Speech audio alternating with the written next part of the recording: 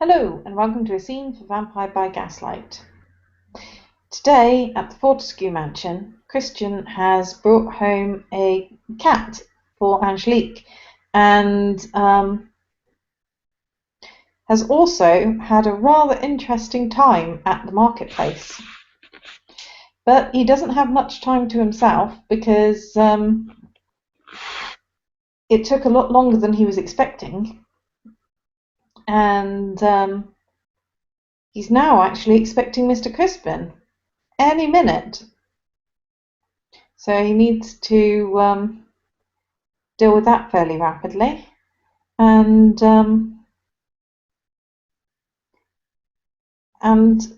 whilst he's getting himself settled and stashing the cat somewhere where he can bring it out at an appropriate moment, Sir Trant ends up showing up first. He's expecting Mr. Crispin, but instead it's Sir Trant that has been knocking on the door. I think that the door will be opened by the housekeeper who's expecting to see um, Mr. Crispin and see Sir Trant, and she looks a little bit surprised. But she lets you in. Good evening, and with that he'll pass his hat and cane. Good evening, Sir Trant. Please come in, and she says, cheerfully, if not a little bit flustered, as she herds you towards the parlour.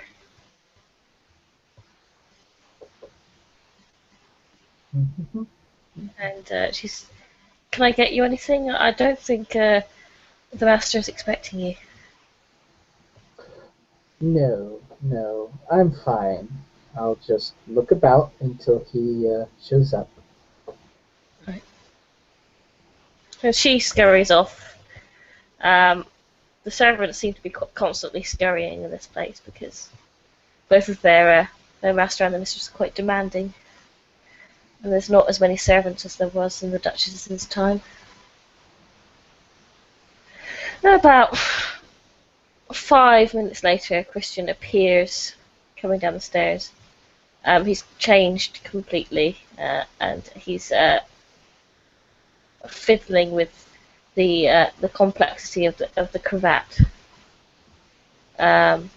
because for certain particular reasons he doesn't have anyone else dress him, and the cravat is an annoying fixture. He's fiddling it with it to straighten it as he comes down the stairs.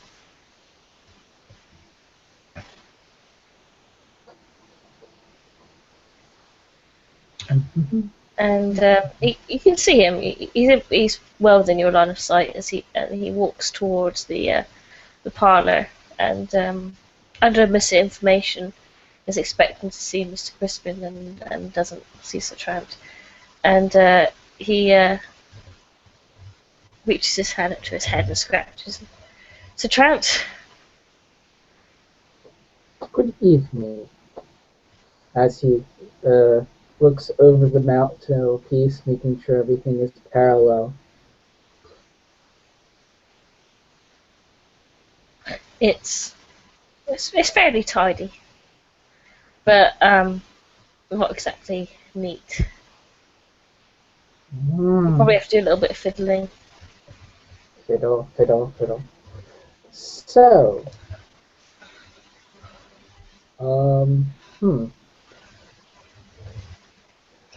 I wasn't expecting you, Sir Trant. What can I do for you?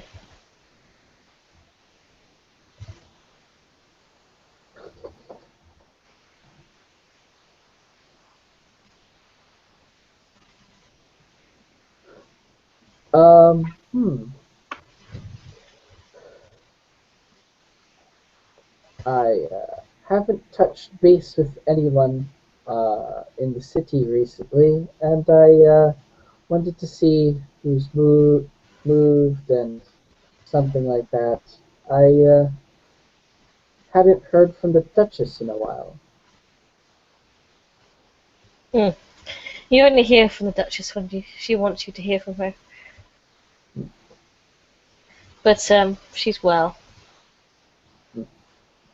And he'll look around. Did you have a change in staff? I thought you had a male butler who usually answered the door.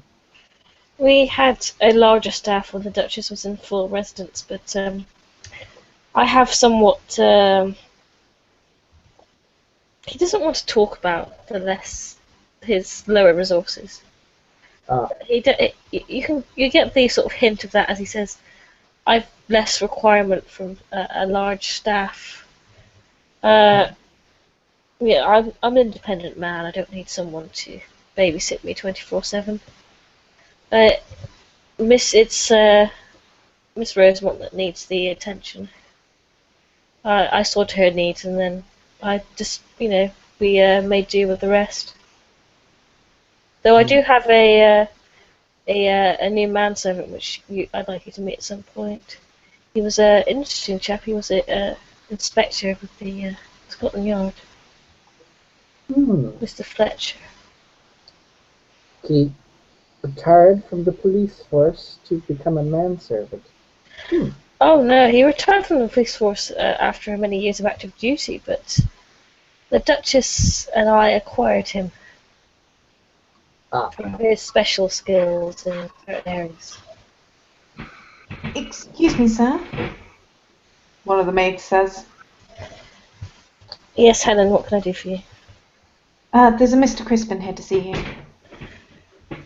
Right on time. Yeah, show him in. Christian sits on the edge of the desk and pours himself a glass of scotch. Very good, sir. And she bobs a curtsy and disappears off to show in Mr. Crispin. Why, thank you.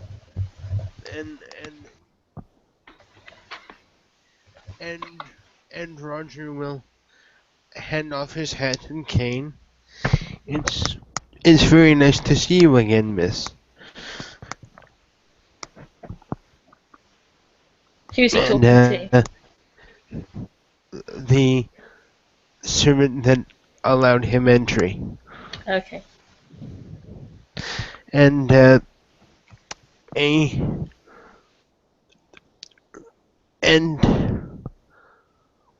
well, he's not exactly ugly, but a very well worked young man will enter. He's still wearing his suit from his day of work at the Bailey, and he will smile upon seeing Mr. He will smile at Mr. Fortescue. Thank you very much for seeing me on such unbelievably short notice. I hope I'm not interrupting, and he will extend his hand. Christian takes his hand and shakes it and briskly and says, "No, this is Sir Trant, a friend of the family." He indicates with his Scotch gas towards Sir Trant. Well, as mine lives by bread, Mr. Trent, it's so nice to see you again. It's been quite a while. And he will extend his hand very friendly to Sir Trent. How are you, sir? He'll shake his hand and smile. I'm fine. I take it you are busy here prosecuting a case? Trying to find a delicate way of answering that question, Roger will sort of close his eyes. And certain family matters have called me back. I have shifted my practice here to Edinburgh. It's very nice to be home, you understand, but I do wish the circumstances were more uh, pleasant. Hmm. I, I trust you are both well, gentlemen. How does the evening find you? I had a very interesting altercation at the market earlier.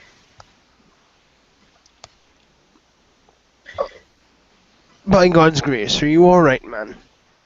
Oh yes, perfectly fine. I've seen my share of snakes before, but an unfortunate man was bitten by what appeared to be a cobra, which is not a native snake to these parts. I, I wonder if there would be such a person as to have the appropriate antivenom. I understand that they're quite vicious as far as their poison. Yes, their bite can be deadly. Luckily, there was a sufficient doctor on hand, but And Crispin will cross himself. Thank God. Thank God. Uh, I shouldn't wonder if there might be a lawsuit coming down the pipe. it's possible the creature stowed away in some dried goods or barrels or something like that. They're quite hardy, but nevertheless, it made for a interesting afternoon.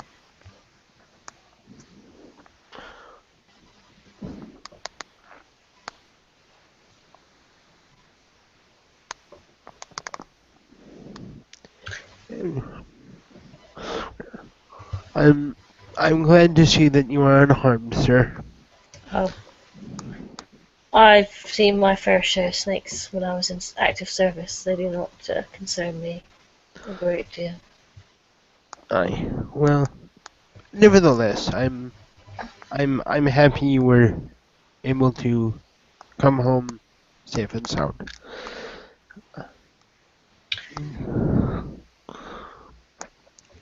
So, I believe that you wish to come and see your nephew.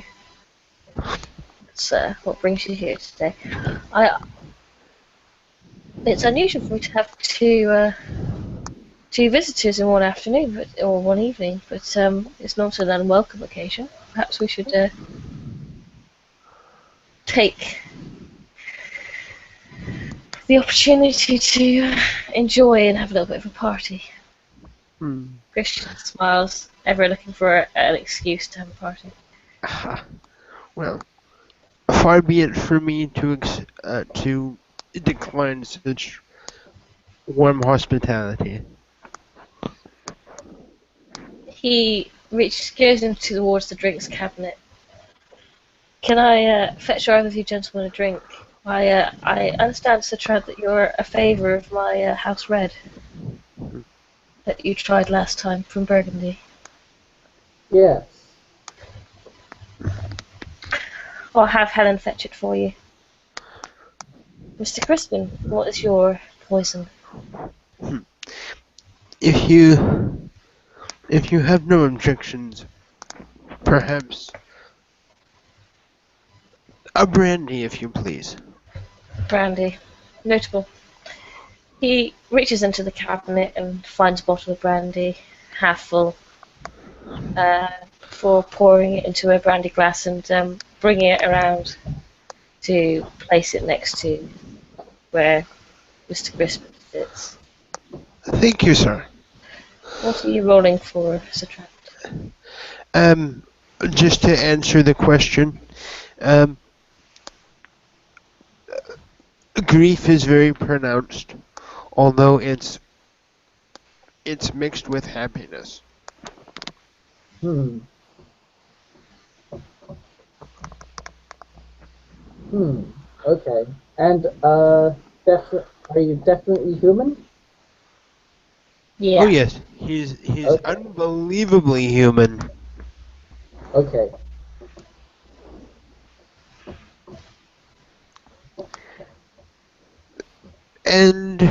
and Crispin will sip his brandy.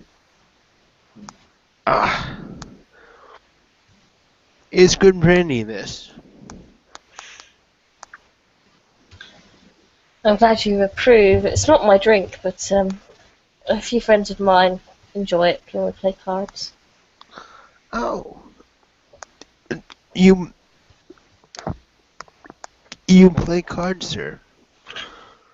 I play many parlour games, much to my mother's dismay. Well, no harm in being sociable. It's when it becomes habitual that it may cause difficulties. But if you gentlemen would be interested, I would be um em- ever so delighted to join you in perhaps a crib game or a poker game at some juncture. I don't see why not. Wonderful. If you two are prepared to lose a substantial amount of money, then I'm not at any withdrawal at taking it from you. Well, the cards have yet to be played, sir. For all we know, you might be the one who's losing. I've made the biggest gamble any man has ever made and come out the victor, so I think that I'm feeling pretty self-confident in this venture. He grins. And for the first time in the evening, Roger will actually offer a toothy smile.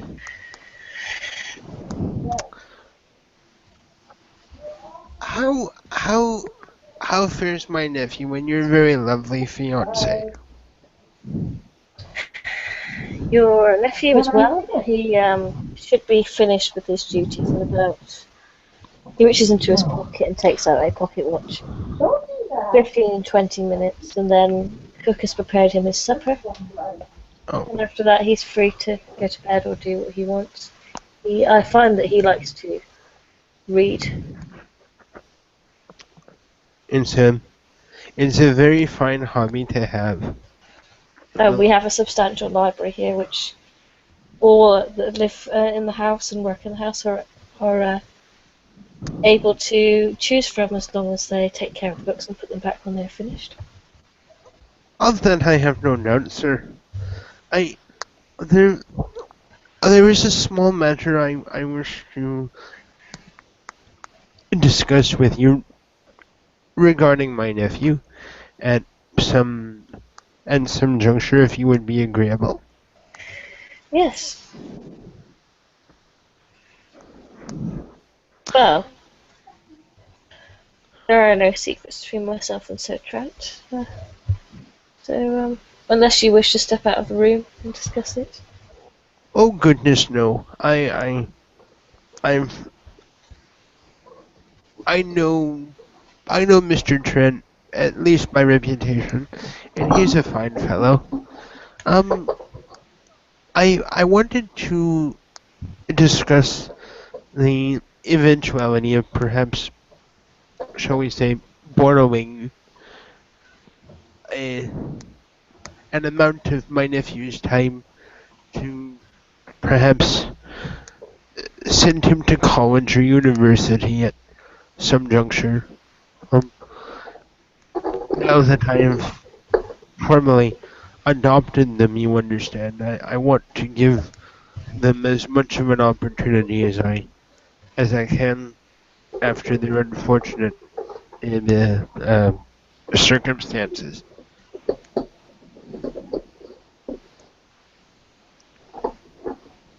Though I would never seek to deliberately cause your household any inconvenience. You understand?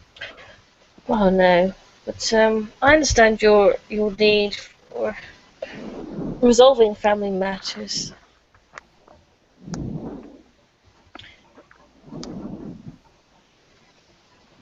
So, yeah, I don't see why I cannot grant you your request. Why, thank you, sir.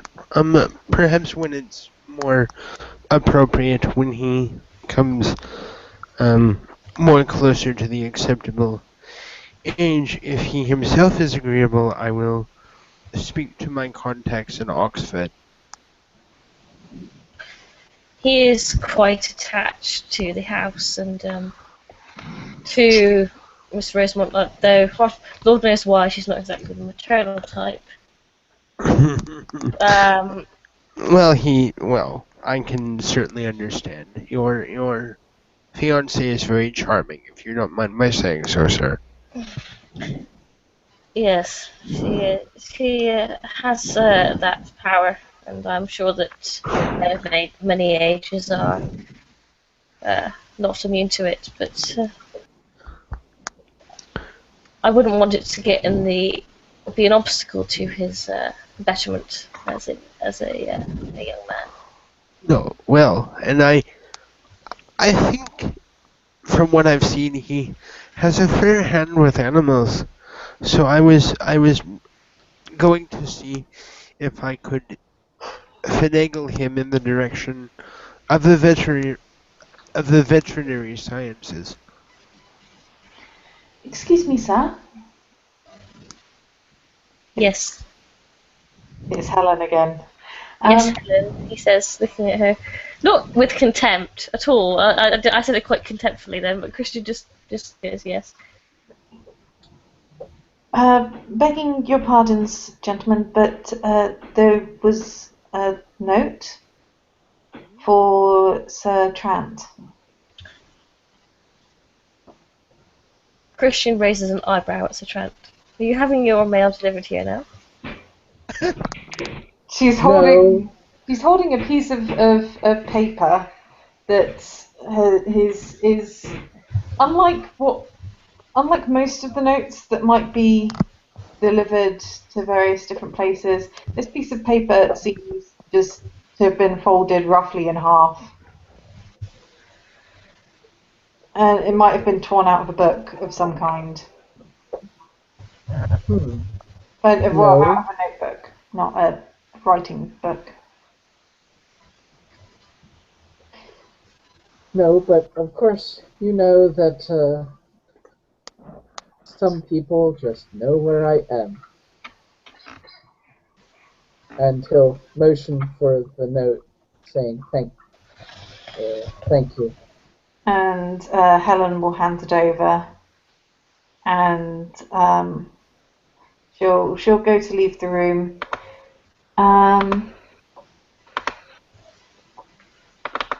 He'll raise an eyebrow before she is. By what manner was this left? A lady gave it to one of the urchin boys, apparently, to deliver. There are quite a few messenger boys at this point that will deliver notes for a couple of pennies. They're not always hugely reliable, but this one seems to have followed through. And that is the entirety of the note.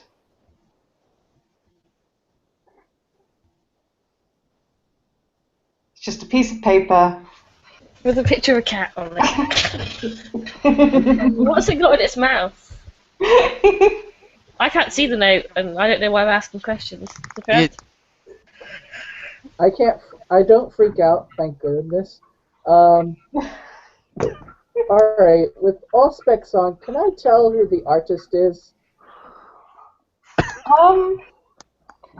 Which level are you attempting? Or just observation? Because yeah, you could probably guess.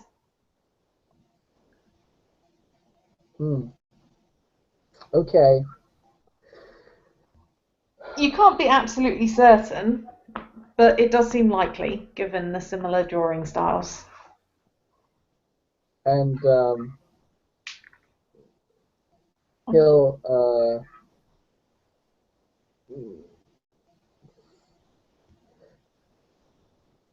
now I'm going to guess it's a cat. Can I want to say either that is a plant or a snake. Are you saying this out loud? No, he'll fold it up and close it again and look over at Christian. Christian's got his eyebrow raised. He's like wondering what this kind of note would be coming to his house. Yes, as I expected, there are one or two people who can guess where I'm going to be at any given time. Well, is this note something you wish to share with the group, or is it a personal matter? Just it's a personal matter. Although I wanted to ask, have you, I will ask the question later with you in private. If you don't mind, I might step out momentarily and have a puff on my pipe. I will. You can smoke in here, I'm sure. Oh, But if you wish to leave us to our own conversation. I just thought I might step out and give you a moment's privacy. That way, Mr. Trent can handle his affair. If you'll excuse me, gentlemen, I'll be back in a few moments. As Roger Christmas steps out the room, you can see a kitten playing on the staircase. It's gotten out of the room that it had been put in, and the servants are playing with it. It's like a cream and brown Persian cat, and it's chasing a little ball of yarn that they're pushing down the stairs for it. Off the record, I think for a few moments that will actually distract Roger, and he'll see if the kitten will let him pet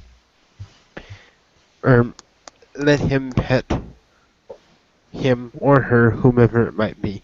I'm sure it will. And at this point, I will mute myself because he's out of the room. Okay.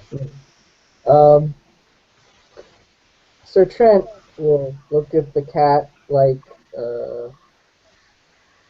not quite like it's a snake, but he'll be a bit shocked. The cat's out in the hallway. Oh, okay. Well, can we You can see it through the door. We can see it through the door when Mr. Crispin opens the door, and you can see that the servants giggling on the stairs as they toss the rod of yarn for it. But other than that, what color is this yarn? Purple. Yeah. Okay, good. It's not green. No, I doubt very many of the clothes would be green. Green sleeves, la la la la. Anyway, Torador wrote that. Anyway. Anyway, when the door is closed, he's going to turn to Christian. Did you? Can you go into more detail about this snake you met earlier? It was a snake. Floki killed it. But it's certainly unusual to have cobra in here. He's going to he's going to roll his eyes a little. How did I know Floki was going to be there with you?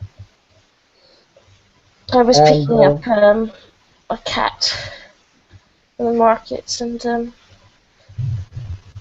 just so happened to bump into him there. yeah, and just happened to have a Floki killing a snake. Anyway, I'm pretty sure Cassandra's still alive.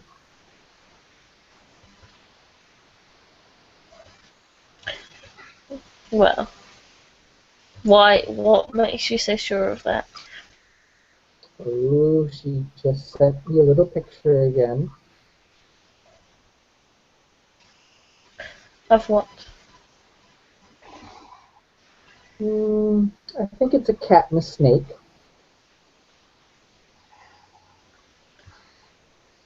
Interesting. Do you think she might have been at the market early?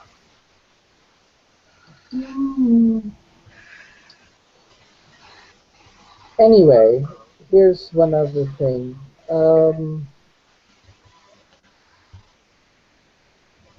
How did you and Floki discuss anything other than this cat? We didn't really discuss anything at all. Oh. He was being unseasonably loud, so Ah, I didn't really well, want to call a great deal of attention to myself at that venture. as usual, well, it was unseasonably loud for anyone but Floki. Yeah, he joined in with the screaming, and it was quite unbearable. Anyway, um,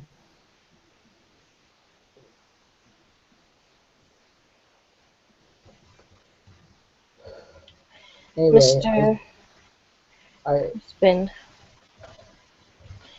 he says quietly,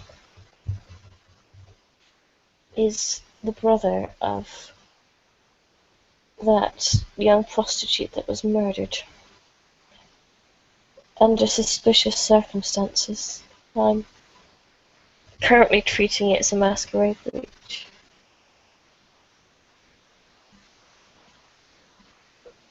huh. Is this outside of our I don't want to put this indelicately, but as his lawyer, I'll put this straightforward. Is he the brother of one of your sires? No, I don't believe so. This murder was committed by a couple, a man and a woman, who performed.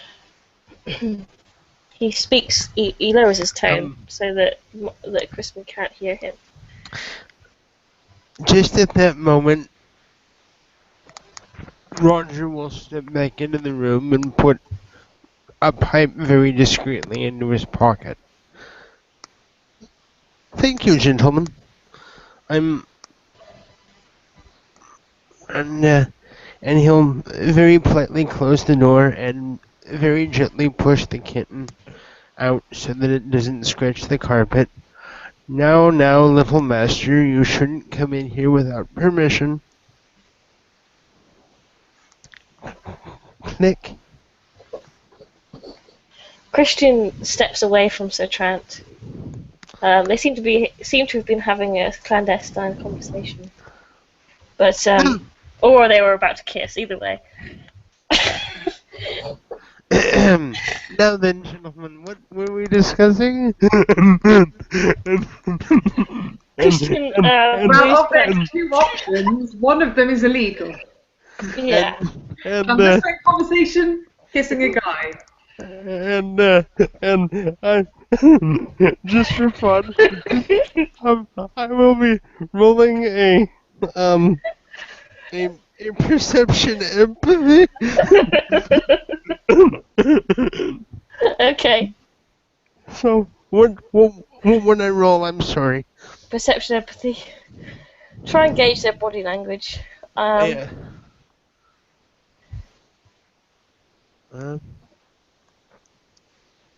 I just thought I'd throw that out there because it'd be amusing. Christian was standing rather close to Sir Trent.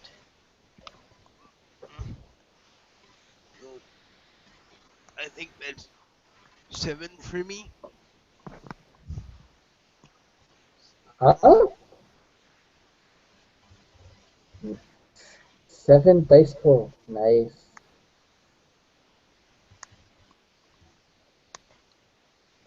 One, two, three, four. Would my speciality in perception come into play here? What's the speciality? Uh, Let me just check one more time.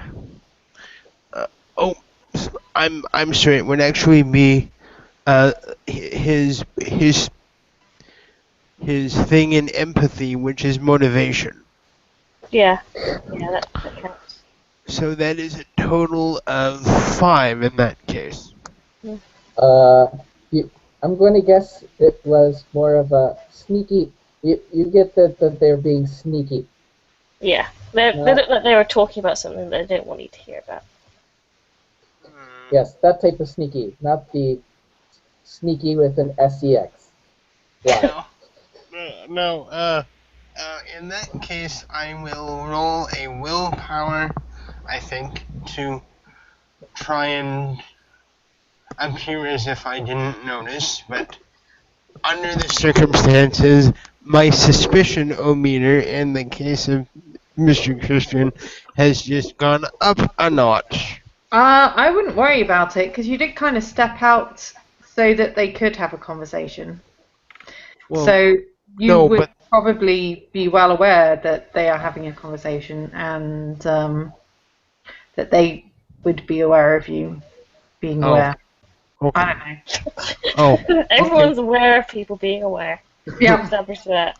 I'm sorry, never mind. But he does notice. Mhm. I'm sorry, did I come back too soon?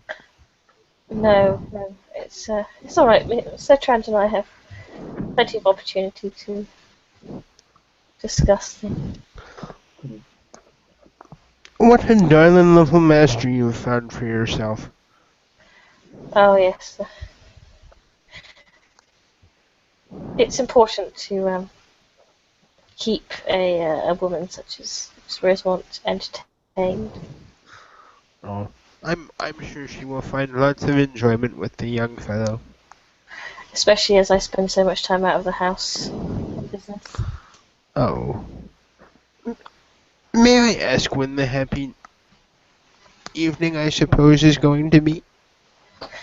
He raises a brow at that. Fairly soon. My congratulations, sir. Have you picked a chapel yet? I have.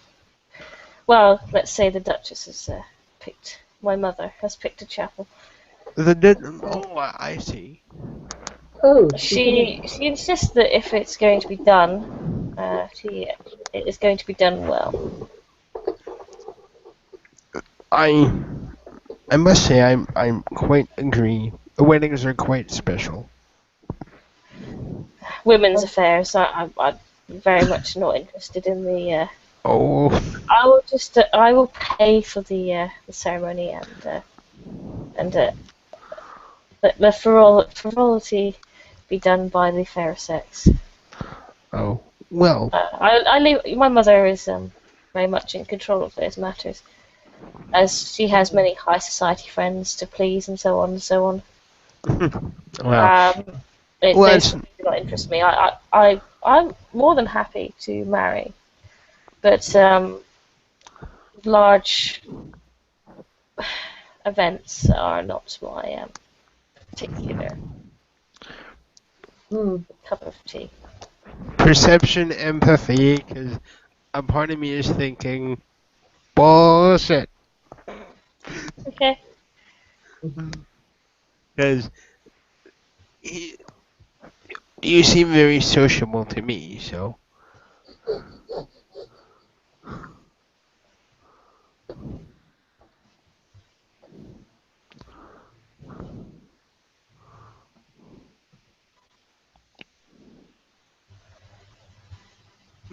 nothing out of the ordinary. Oh,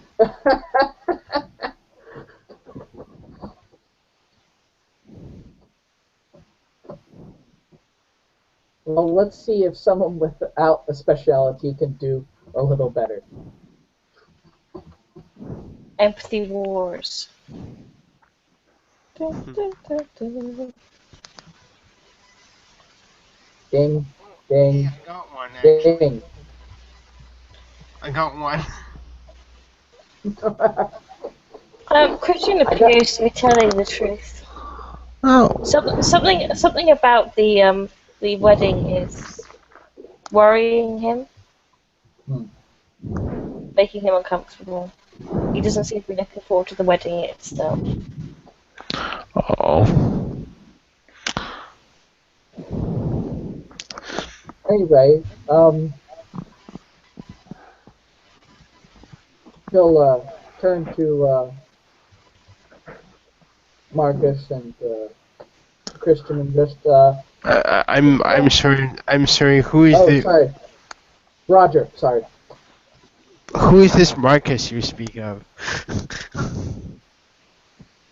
Anyway, he'll try and deflect to Roger any questions from Roger about the event any further by bringing up his wedding.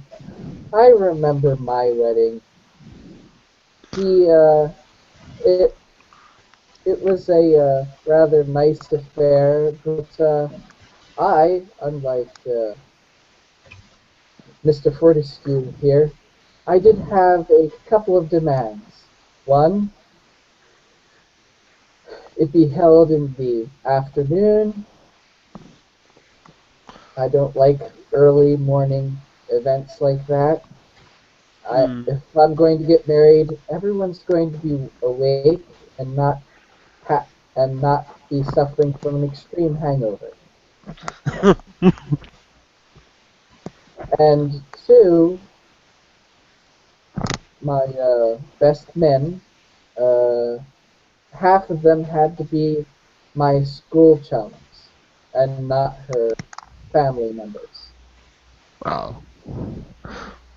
As I recall, the best men are chosen by the groom, and the bridesmaid are chosen by the bride, if I recall. So that's certainly reasonable. Yes, but a wife to be can be a bit.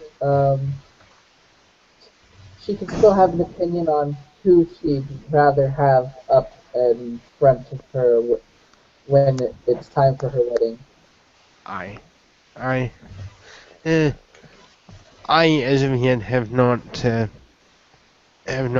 had to experience such interesting events. I have found myself to be something of a professional bachelor, as it were. Christian raises a brow. Because that is almost code for being homosexual at this point.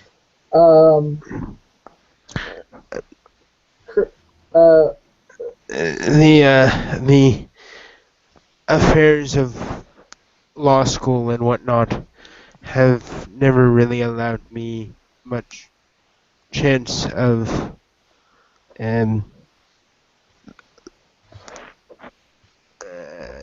trying to find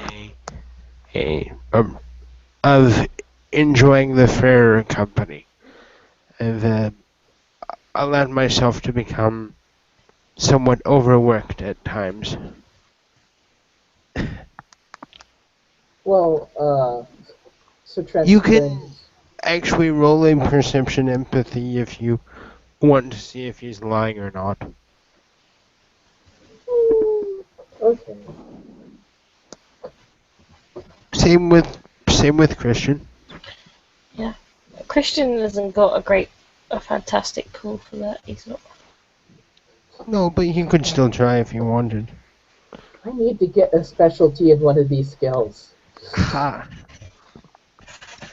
he is in fact not hiding that he is gay. He's actually quite straight. He very literally has allowed his study to occupy much of his life. Hmm. I remember one friend of mine never seemed. He only went to probably half the parties that he was invited. He is one of the head judges now in the country, but unfortunately, uh, he has just now, at 40, become engaged. Jolly good. Jolly Yes, good for him. yes, but it will be as a father being. I cannot imagine having a starting a fresh household at 40. Love love has been known to bloom late, so I've heard. I've I've sort of started building my household in something of a reverse nature, in series, as I just recently become acquainted with my nephews and my niece. Hmm. You will no doubt need a feminine hand to help you raise those children. I How uh, old? I am in the process of seeking a governess, but if God be good, as I know him to be, perhaps I will meet someone someday who can see past my stuffiness. He says this last bit with a bit of a smile. Yes, I long thought that there would be no one to claim command over my reins, but I was mistaken. Well, uh,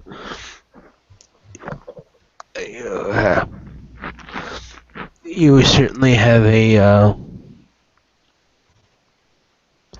very lovely hand to guide you down God's path. Christian grins widely. You can tell that he's thinking about saying something else in reflection to your remark, but it wouldn't be perhaps the best thing to say in this social situation. And at that, Roger will raise an eyebrow and just very discreetly lean into Christian slightly and say, "I'm terribly sorry, sir. Have I said something to offend?" Of course not. It's just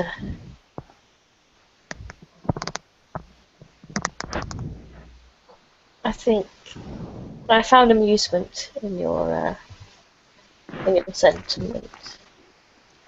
Well,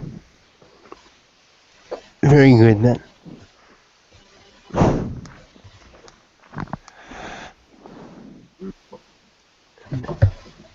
Eventually, Roger will finish his brandy, and I'm going to do a willpower check to see if he inquires after another, uh, because he's a quiet alcoholic type, though he's trying to quit. But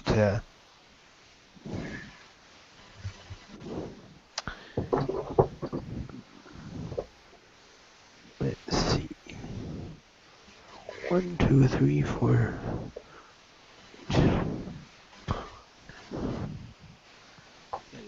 8.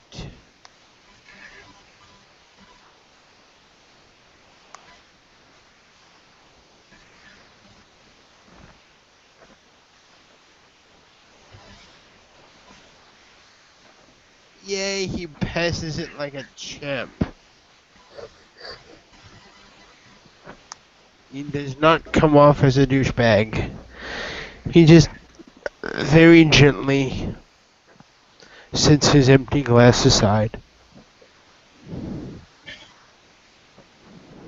I don't think you get the impression that here is sort of where you could probably have a couple of drinks and no one raise an eyebrow to it.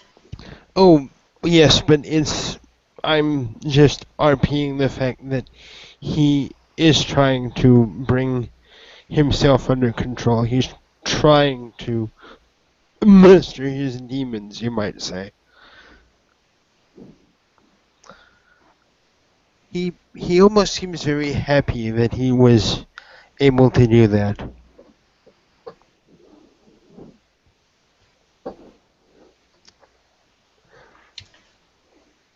Well, gentlemen, is there anything else you require of me? You wanted to see your nephew, didn't you? He should be heading back to his rooms about now. If he is up for company, I certainly wouldn't mind. Although I can Be aware that the section of the house that you travel in is the servants' quarters, and they may not be accustomed to seeing you back there. Well, I certainly I will not interrupt the inner workings of your house, sir. But if mayhap we could send someone to inquire as to if the lad would feel like seeing me, or perhaps I can come back another evening when it's more convenient. How old is this gentleman, if I may ask? 7 years old. Yeah, he's 7. How late is it tonight? It's not that late. It's probably about 8 or 9 o'clock. Still being the winter, it's quite dark early.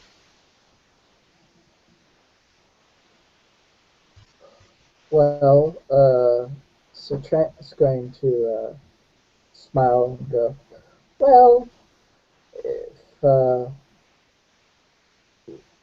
if Christian has no objections, or Mr.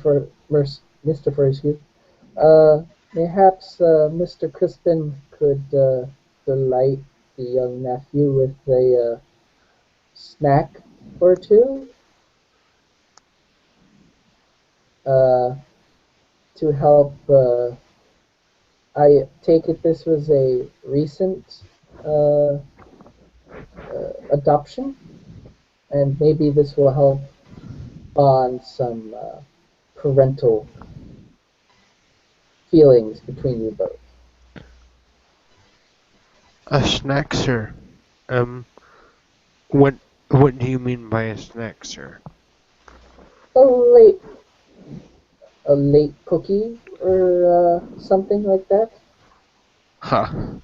The young master seems a very responsible for his age. Having only recently made his acquaintance, I would not wish to offend the young man's intelligence.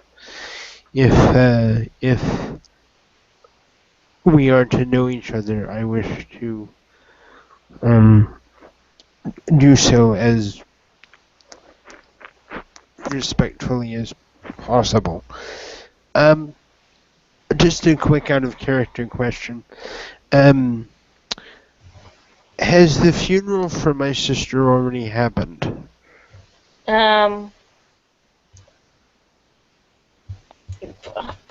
Deborah? Probably if you want it to have. Okay, it's just because I didn't really want to do a scene almost completely by myself. I've been known to do that, so I wasn't really feeling up to doing it all by myself. If It's you want to do it, we can still do it. But if you don't want to, it can have happened already. Basically, I don't mind if it's up to you whether the funeral has happened yet or not. okay. Well, in that case, if you don't mind, maybe we could say that it's coming up rather shortly. So in that case, when I'll say then going back into character, I would like to thank you one final time, good Master Fortescue, for allowing the lad the afternoon off to come to his mother's funeral this weekend. It will be good to have him there. I'm sure that Miss Rosemont can forego her daily ride for one day for the sake of your sister's funeral. I also am grateful for your fine care of the lad. I wish I had known of them sooner. Yes, I was an unfortunate circumstance, and one I would not like to have seen happen, had I any power to stop it. But such is the way of things. Indeed. And as you see him sort of place a hand over his eyes, actually he takes off his glasses and puts a hand over his eyes. I'm going to do another check to signify his addiction rearing its ugly head again.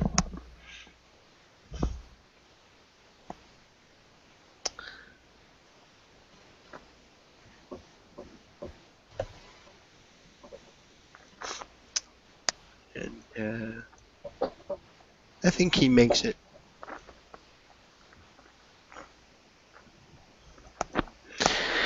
Yes. I'm sorry. I won't bring down this assembly with my private affairs. And he just kind of shakes his head. If you would like to see your nephew, Christian attempts to sort of change the subject a little bit. You can take him his dinner to his room. I'm sure he would be grateful. Certainly. If you gentlemen would kindly excuse me, I shall go and pay my respects to my nephew. And he will stand and offer a very polite bow. And he will go up and serve his nephew his dinner.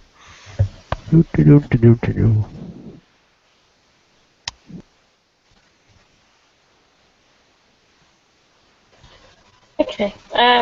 As soon as Marcus, not Marcus, I'm doing it now. As soon as Crispin leaves the room, Christian will, when the door's closed, go back to what they were saying earlier about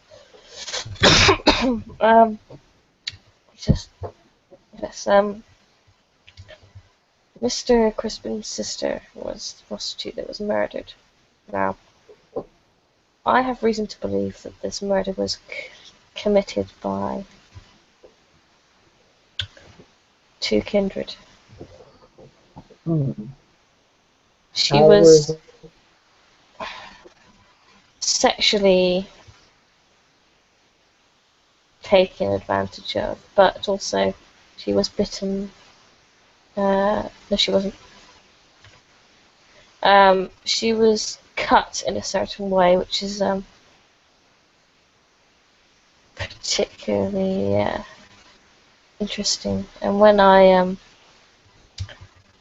I did my examination on her spirit. I felt that she was under the influence of the kiss at certain points. Hmm.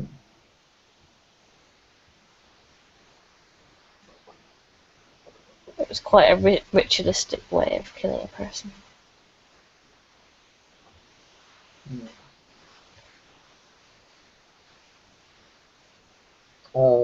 Did they leave any physical evidence of the fact that this might be a out of the ordinary killing? Other than what I discovered, that was only from using the powers of the blood. Hmm. Her body was cut and somewhat mutilated, and she lost blood, but it was strange, but not enough to perk too much suspicion at the moment. So, oh, yeah. Hmm. I take it our sheriff hasn't found any similar cases? Not as of yet, but it looks like this was done for enjoyment, so I wouldn't be surprised if it happened again. With a less easy target. Hmm. Prostitutes are a serial killer's playground because they're easy prey, but soon enough they get bored. Want something a little bit tougher to sink their teeth into, so to speak.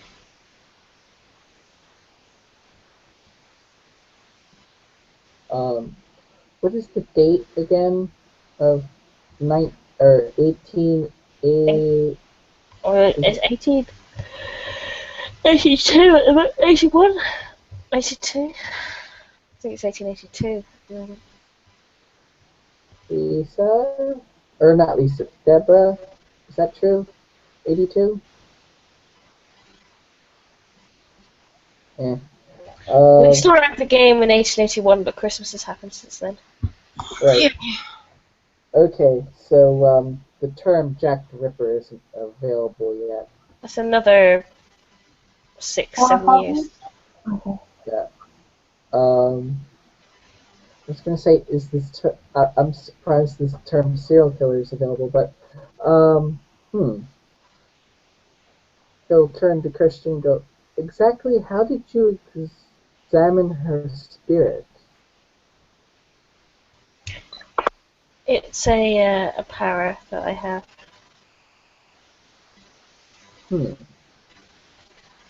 I can experience certain things through the person's eyes if I have contact with an item with a that they've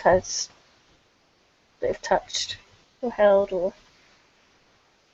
Yes, the discipline of aspects.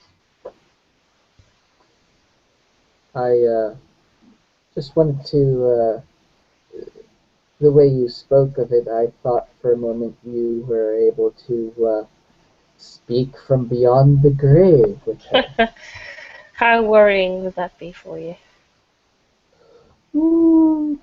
Not too worrying, but it might be a little worrying to some of our less scrupulous kindred.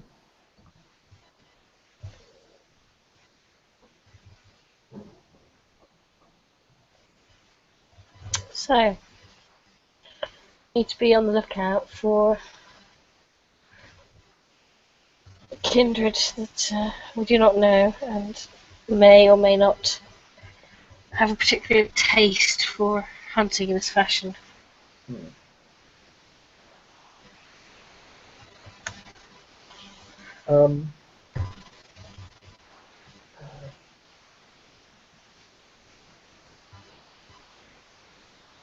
By the way, has your mother taken over the control of the heart, or is that in your possession at the moment? I believe the Duchess has it. Okay.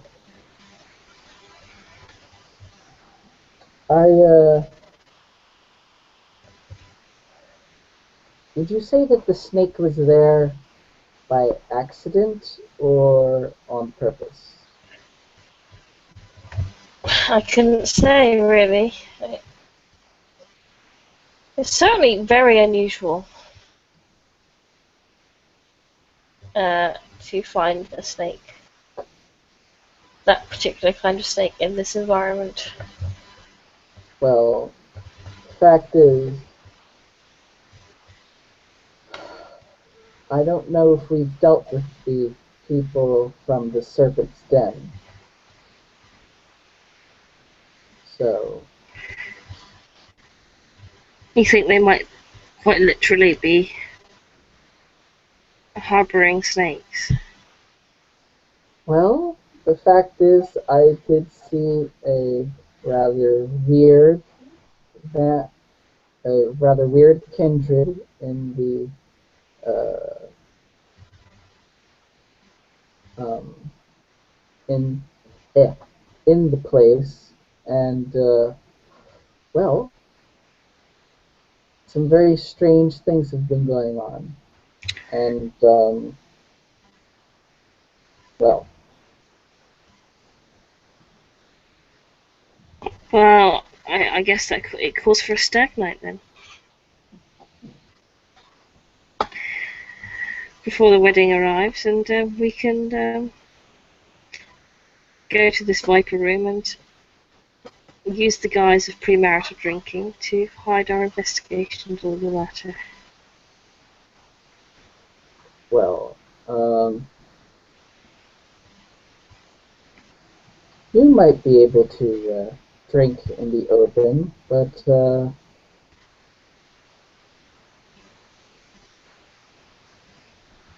yes, we can find some other individuals like yourself to make it seem like a stag night instead of an investigation. That might be useful.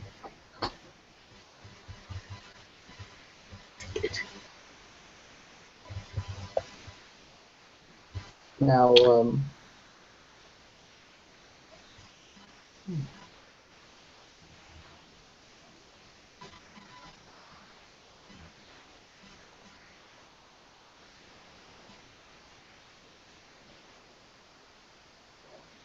so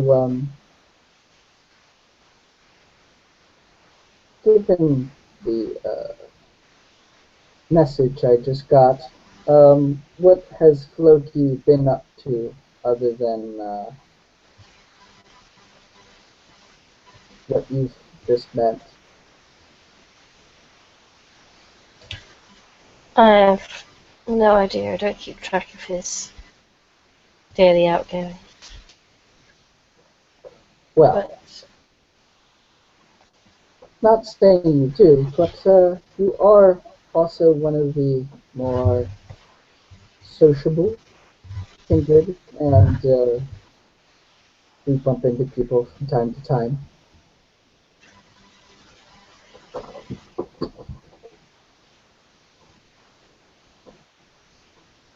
Floki is a little bit too loud for me.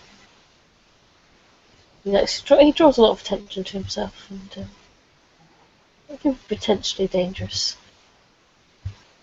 Plus, he still owes me money for that cotton shirt he ripped.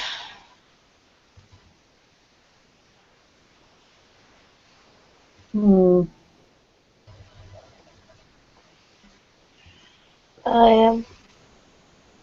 Anyway, we can cut over briefly to Mr. Crispin, who you take. I mean, we don't want to sit here all night. I think Deborah wants to go to bed. But because she's got a lot. But you take the food in, He's got a nice little room.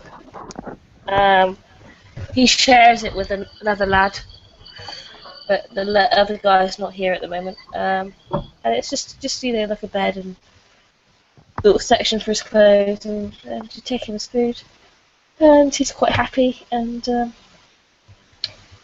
him about the funeral, etc., etc.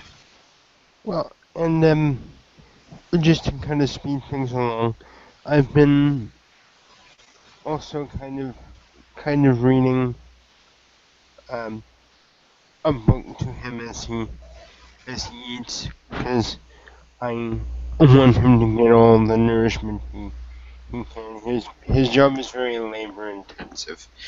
I will have asked him if he might like to go to school when he's a bit older and learn a bit more about how to take care of animals, perhaps as a veterinarian. He seems to be quite keen to stay here and to stay near his mistress. The the College of Edinburgh has a very fine program, and certainly you would be able to continue your duties here.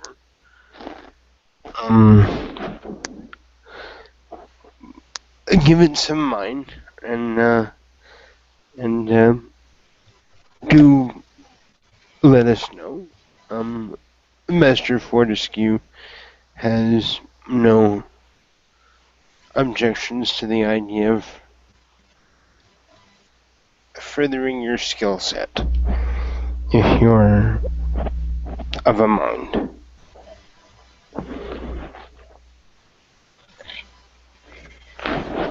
And I think with well, I actually haven't got control of the scene, but I think with the conversations going on, we can draw the scene to a close.